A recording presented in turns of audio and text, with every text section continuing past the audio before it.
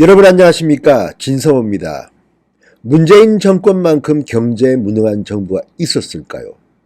묻고 싶습니다. 그런데 문재인 대통령은 어제 묘한 말을 했습니다. 우리 경제의 기초 튼튼하다. 그러면서 가짜 뉴스를 경계해야 한다고 말했습니다. 문재인 대통령은 어제 근거 없는 가짜 뉴스나 허위 정보 그리고 과장된 전망으로 시장의 불안감을 키우는 것을 경계해야 한다고 말했습니다. 이 말은 뭘까요? 문재인 정권의 경제 정책은 엉망진창이고 못하는데 비판은 하지 말라, 이런 뜻일까요? 문재인 대통령을 융단 폭격합니다. 자, 대통령이 가짜뉴스라는 단어를 참 잘 씁니다. 그런데 이 말을 들어보면 유튜브 동영상 같은 것을 의미한다고 또 관련 해설은 나옵니다. 이제 문재인 대통령은 방송, 신문, 기존의 제도권 언론은 장악했다고 판단하는지 이제는 민간의 아주 작은 1인 미디어까지도 간섭하고 싶나 봅니다. 완전히 입을 틀어 막겠다는 것인지. 자, 이런 것을 독재라고 합니다. 독재로 흐를 위험이 대단히 높습니다. 지금 문재인 대통령은 국무회의를 주재하는 자리에서 이렇게 말합니다. 올바른 진단이 아닐 뿐만 아니라 오히려 우리 경제에 해를 끼치는 일이다. 가짜뉴스 경계론입니다. 그러니까 문재인 대통령은 과장된 전망으로 시장의 불안감을 키우는 것은 우리 경제에 해를 끼치는 일이다. 정직한 경제 비판도 못하게 된다는 뜻입니까? 그런데 이 말과 함께 이미 문재인 정부는 입단속을 시작했다는 그런 충격적인 리포트가 나왔습니다. 어젯밤 TV조선이 보도한 것입니다. 자, 일본 수출 규제 피해를 언론에게 알리지 말라, 이런 지침을 일선 기업에 문재인 정부가 내린 것으로 전해졌다. TV조선은 이렇게 보도합니다. 일본의 수출 규제로 부품 수급에 차질 우려가 있다. 이런 내부 문건도 만들고도 공개하지 말라. 그래서 공개를 못한 업체가 있고, 한 금융계 관계자는 당분간 부정적인 업황 보고를 자제하라는 지시가 있었다고 틀어놨다고 합니다. 이게 민주주의 국가 맞습니까?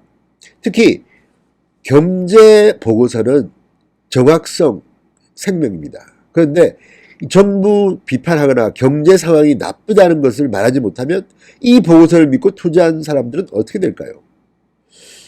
이거는 범죄 아닐까요? 아무튼 TV조선의 인용보도 몇 개만 소개해드리겠습니다. 국내의 한 완성차 업체는 정부로부터 위기감을 조성하지 말라는 경고를 받았습니다.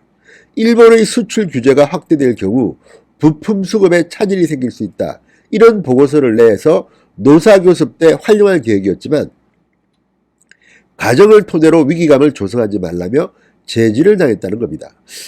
이걸 보면 저는 이해가 잘 안 갑니다. 아니, 민간업체, 민간기업의 보고서를 정부 관계자가 미리 알았다는 이야기 아닙니까? 뭐 검열하고 있습니까, 지금 문재인 정부는? 자, 업체 관계자는 TV조선과의 인터뷰에서 예상되는 피해를 줄이고 노조에게도 회사 상황을 알리려고 했지만 정부의 경고로 보고서를 경영 자료로 쓰지 못하고 있다고 말했습니다. 이건 무슨 말입니까? 자, 지난주 일본이 백색 국가 리스트에서 대한민국을 제외하자 이틀 만에 75조가 빠졌습니다. 증시가 난리가 났습니다. 그런데 지난주 증시가 급락하자 여당 지도부는 정권업계를 방문해 불안감을 조성하지 말라고 경고했습니다. 이인영 더불어민주당 원내대표 지난 9일 과연 IMF 때와 비교할 만큼의 위기 상황인가, 시장에서 과도한 불안감을 조성하는 이런 목소리들은 무책임한 소리가 될 수 있다. 자, TV조선과의 인터뷰에서 한 금융계 인사는 당분간 부정적인 업황 보고서를 자제하라는 지시가 있었다. 경제 전문가들이 정확한 진단조차 마음대로 하지 못하는 나라에 살고 있다는 생각에 자괴감이 들었다. 이거 대한민국 민주주의 국가, 자유시장 경제체계 국가 맞습니까? 이거 사실이라면요, 이거는 적폐입니다. 적폐. 고소해야 됩니다. 자, 그리고 또 하나 IMF 이야기가 나오는데 이런 비판은 가짜뉴스가 아닙니다. 자, 문재인 대통령은 지금 자꾸만 우리 경제의 기초 체력이 튼튼하다 뭐 이런 식으로 이야기를 하는데 실제로 그럴까요? 자, 지표 하나만 소개해 드리겠습니다. 지난해 한국과 미국의 경제 성장률이 역전됐습니다. 그리고 올해는 실업률에서도 한국과 미국의 지표가 역전될 가능성이 큽니다. 그런데 연 단위로 한미 성장률, 실업률이 동반 역전된 것은 1998년 외환위기 때가 유일합니다. IMF 때가 유일합니다. 이 정도로 지금 한국의 경제지표는 엉망입니다. 그런데도 문재인 정부는 대통령이 나서서 경제 불안감을 조성하지 마. 가짜뉴스 경계해야 돼.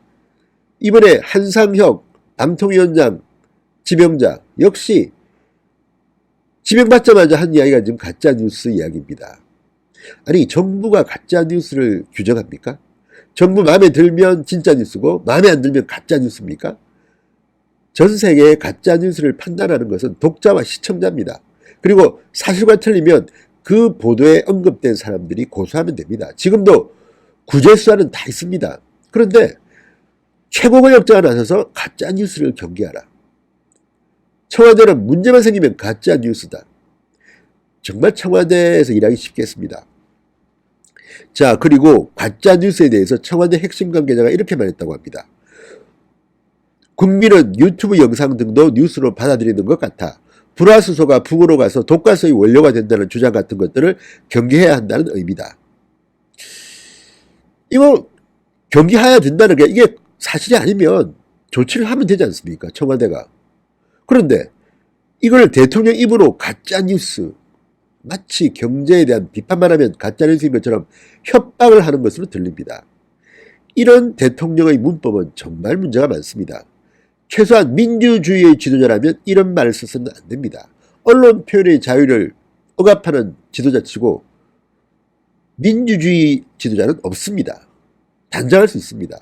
지금 문재인 대통령은 독재자의 길로 가고 싶은 것입니까? 어쨌든 어제 하루 동안 문재인 대통령의 경제는 기초 체력이 튼튼한데 가짜뉴스는 경계해야 한다. 이것 가지고 SNS가 난리가 났습니다.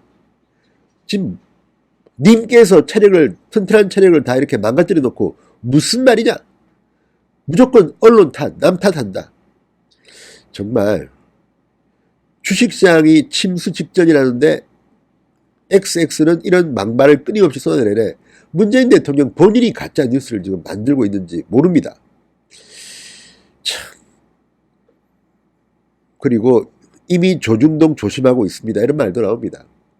지금 언론에서 비판이 사라졌다는 말들이 많이 나옵니다. 왜 그럴까요? 지금 뉴스를 보면 정치면 기사가 전부 일본 관련 뉴스로 도배되고 있습니다. 정말 문제되는 일들이 없겠습니까? 걱정입니다. 진성호의 융단 폭격, 문재인 대통령을 융단 폭격했습니다. 여러분 감사합니다.